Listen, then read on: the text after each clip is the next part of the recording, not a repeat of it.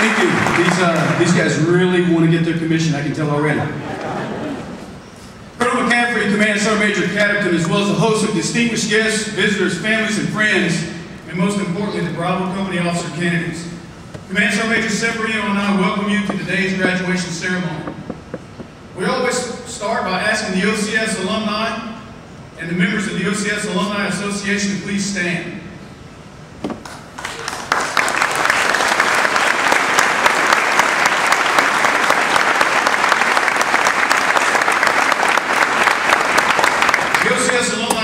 Selflessly supports the newest generation of officers in leadership seminars, classes, and socials.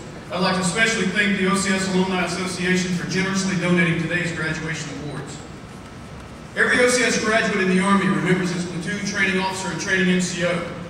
Our candidates and cadre form a special bond over the 12 weeks, and their cadre's influence will remain throughout their careers.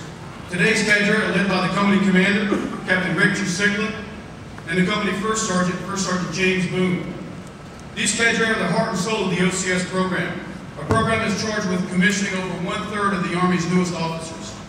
They train, assess, counsel, and develop these officer candidates throughout a demanding course. Please join me in thanking these fine cadre and their families.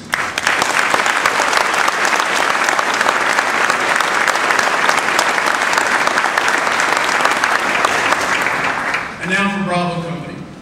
Congratulations for successfully completing the Officer Candidate School program of instruction. Today's events mark a significant transition in your military careers and in your lives. My favorite part of the ceremony occurs at the very end. It's a subtle point that will be missed by many. After the awards, diplomas, and pictures, after the remarks, the music, and the songs, even after the departure of the official party, the cadre First Sergeant James Boone will step forward and initiate a salute to the class leader to dismiss the class. This simple act by a United States Army senior non-commissioned officer signifies not only the authority and respect that the members of the class now hold, but more importantly signifies the new responsibilities and even greater expectations now borne by the Army's newest officers. Today marks not the end of your journey, but simply the beginning. As Tuesday evening's graduation formal guest speaker, Colonel Hughes Turner, reminded us, maintain perspective. Keep focus on those things that mean the most. You're entering the most noble and respected profession. You're joining the band of brothers. Bravo Company, you've done well. God bless you, the soldiers you will lead, and this great nation we're privileged to serve. It's now my distinct pleasure to introduce today's guest speaker, and one of the great leaders and mentors of our Army. I could spend the remainder of the afternoon reciting Colonel Ralph Puckett's distinguished bio and outlining his valorous and heroic feats. Colonel Ralph Puckett graduated from the United States Military Academy in 1949.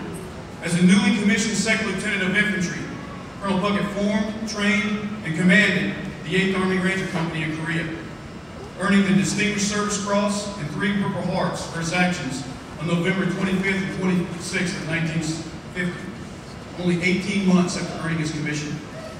Colonel Puckett continued to lead numerous infantry and special forces units over a long and distinguished career, including service in Vietnam, where he earned his 2nd Distinguished Service Cross and 2 Silver Stars and 2 more Purple Hearts.